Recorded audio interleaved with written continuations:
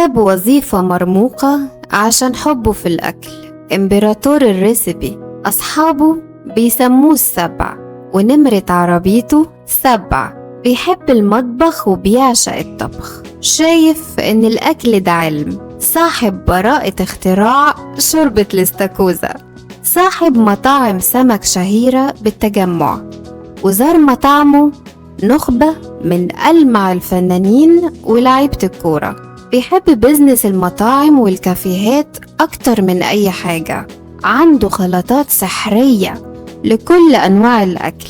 شعاره زي ما في حضارات في براءة اختراعات. شايف إن أي صاحب مطعم لازم يكون هو الشيف والصنايعي. أي حد من أصحابه قبل ما يفتح كافيه أو مطعم لازم هو يعمله الريسبي والمنيو.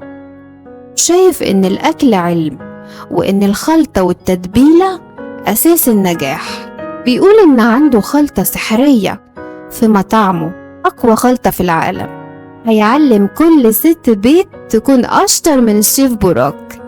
هو المهندس محمد دراز، صاحب مطعم طلعت سمك ومطعم طرح البحر وكافيه زيوس التجمع الأول، وكمان تابعوه في برنامجه مطبخ المهندس.